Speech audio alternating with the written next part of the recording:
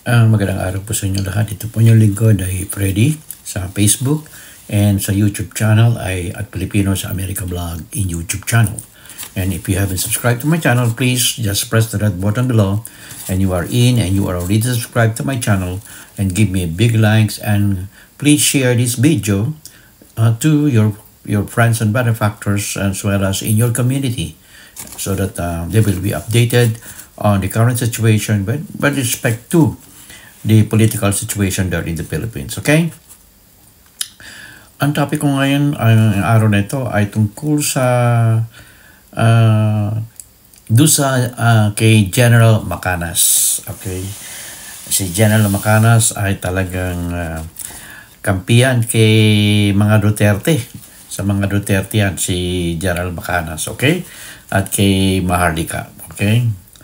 Ngayon, ang balita natin ay according to General Macanas, retired General Macanas, si BP Sara daw ay maaaring mag-resign as DepEd Secretary at baka as Vice President, pero I don't think so, no?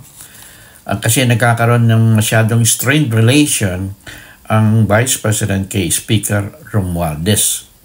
Yun doon sa speech niya sa Davao tungkol sa darating na midterm election somewhat next year, 2025. Ito naman ho ay looks like just a test of water, okay? Kung gaano kalakas si Vice President Sara Duterte, kasi kung talagang talagang ihahambing kay BP Sara, ay mas malakas si BP Sara kaysa kay Speaker Romualdez. Kaya maaring sabi ni General Macanas ay tinetesting daw ito doon sa charter change. Kasi kung magkakaroon ng charter change, there will be no election next year and also in the coming 2028.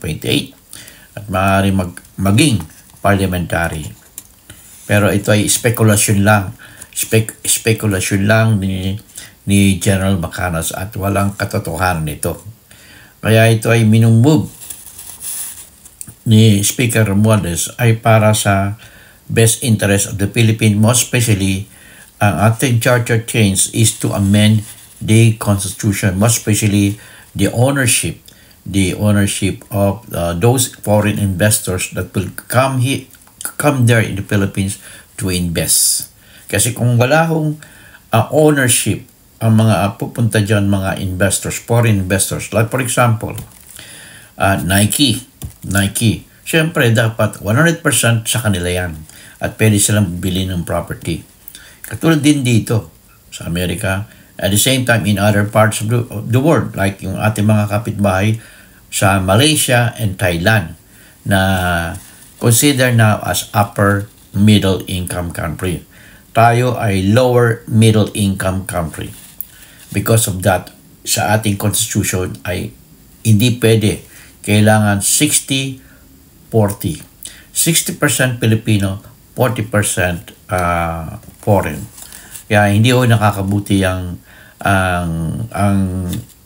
saligang batas noong 1987 kasi alam niyo tumataas ang nagbabago ang technology.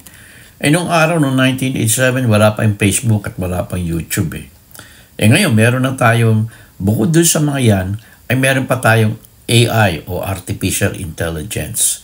In fact, yung Artificial Intelligence ay iyon ang i-apply ngayon dyan sa parte ng Panay Island na nakakaroon ng problema sa distribution ng power. Kaya parating may brownout ngayon, hindi lang brownout, blackout dyan sa island of Panay na kinabibilangan ng Iloilo. No? Nakakapekto sa mga negosyo at tourism dyan sa parte ng Iloilo. Okay?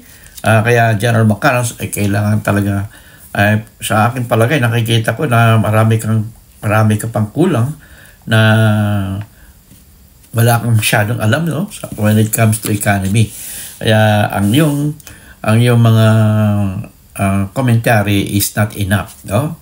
So, maasa ka lang yata kay Maharlika, no? So, Si Maharlika naman ay puro dadalang at wala namang katibayan. Ito nga pala, maalaman ko sa iyo, General Macanas, ano? Sa mga as of January 11, 2024, 23 retired Army generals and colonel have signed a petition supporting President Ferdinand R. Marcos Jr. Yeah, the petition was first posted on December 30, 2023. That's last December. Yeah. At ang lahat na yan ay halos graduate ng Philippine Military Academy dyan sa Baguio City. They also affirmed its support for the President. Kaya, ewan ko sa iyo kung bakit nilalabanan mo ang kasalukuyang gobyerno. Okay? And ano ba nangyari sa kaso mo? Kailangan it's time for you to change your attitude so that matanda ka na hindi ka na dapat maganda na maganda na ang takbo ng pag-iisip mo as a general kasi hindi ka nga graduate ng PMA pero dapat maging gentleman ka naman. Gentleman na sumunod sa mga batas na umiiral dyan sa Pilipinas. Okay? At hindi ka kumampi dyan sa kay Maharlika na walang ginawa kundi dumadalang at kay may mga puppet pa siya na nire-represent yung mga tao. Na puro kasi nungalingan naman at hearsay lang yung kanyang ginagamit. Okay? So this is your host again, Freddy. In God we trust, never hold your peace.